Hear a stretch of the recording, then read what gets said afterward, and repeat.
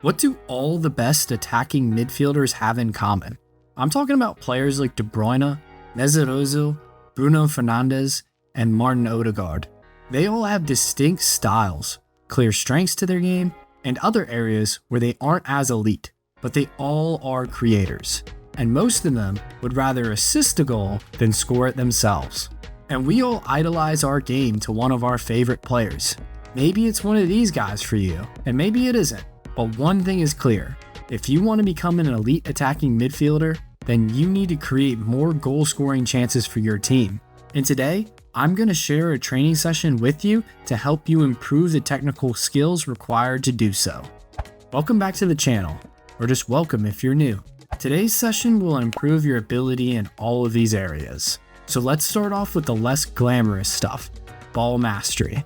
As an attacking midfielder, you are constantly receiving the ball under pressure, so you need to have quick feet and excellent close control dribbling to avoid losing the ball.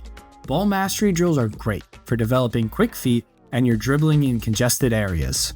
I have 3 different variations of this drill for you.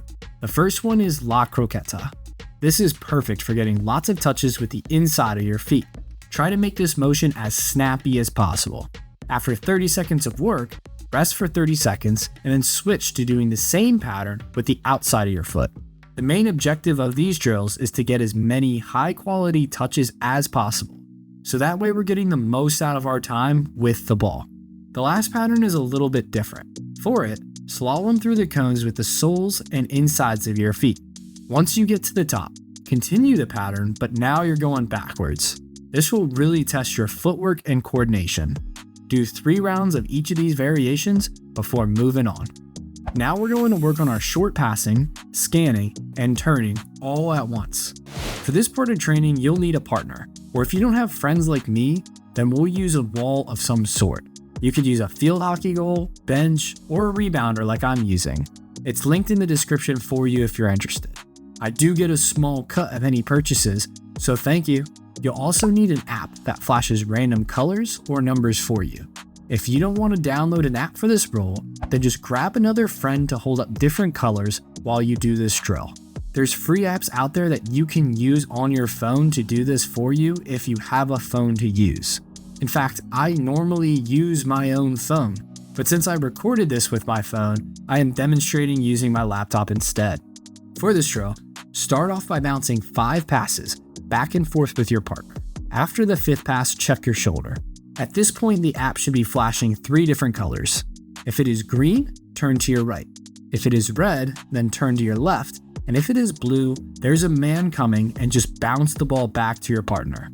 Continue to do this until it flashes a color telling you to turn. Then take a good touch out of your feet and pass the ball into a small gate about 15 to 20 yards away.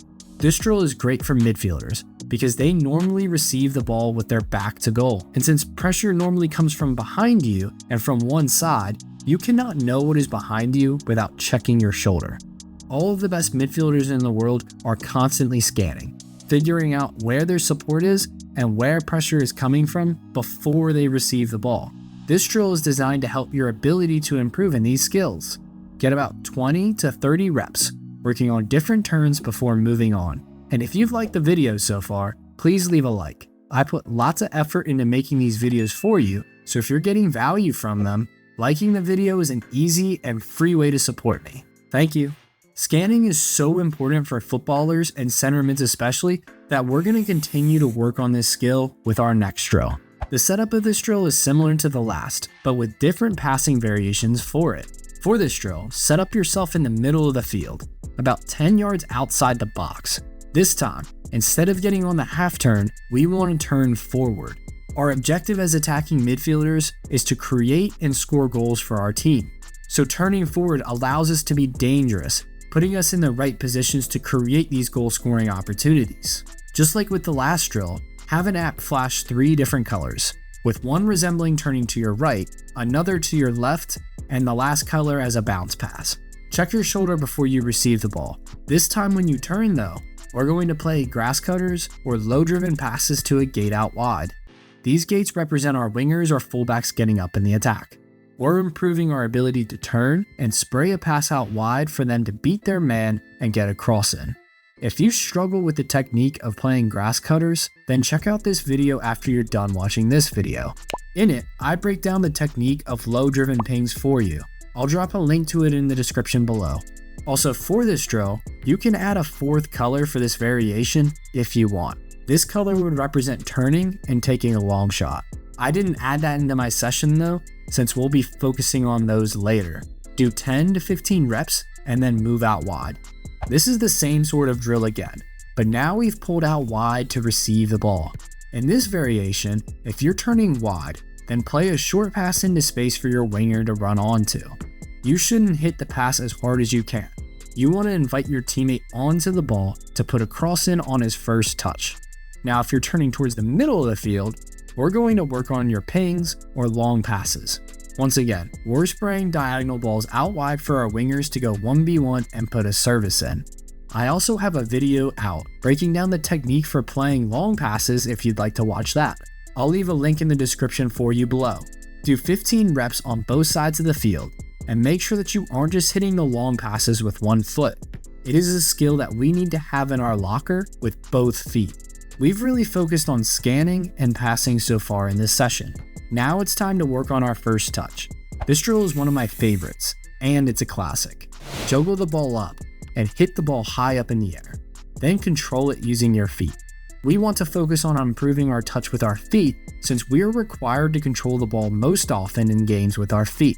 Improving your ability to control the ball out of the air with your feet will also improve your first touch when the ball is played to you on the turf. For this, take 10 to 15 minutes to improve your first touch, using both feet and taking your touch using different surfaces. Don't just use your laces. Also work on your ability to take your touch into space with the inside and outside of your foot too. If you can't juggle well enough to do this drill, then just throw the ball up in the air.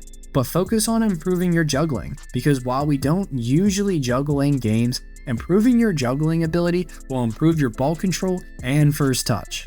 In fact, if you have a partner, you can also turn this into a game. The game is just like the drill, but have your partner play the ball up in the air for you. If you take a bad touch receiving the ball from your partner, then you get a point. But if they play you a bad ball that you can't get to, then they get a point. If they play a good pass, and you take a good touch, then there's no points for that round. Then switch roles, and now you juggle and kick the ball up in the air for them. Continue doing this and play to 5 or 10 points. Making this drill the game just makes it more competitive and fun. As promised, now it's time to improve our long shots, and this is my favorite part of the session. De Bruyne and Bruno are excellent at scoring goals from range. Here's a picture of the setup I use for this drill. Dribble through the gates as quickly as you can, and then hit a long shot. Change up the pattern of the gates you go through to work on your long shots from different areas, and also make sure to practice with both feet. The rows are set up 5 yards apart. This makes the dribbling portion 10 yards in total.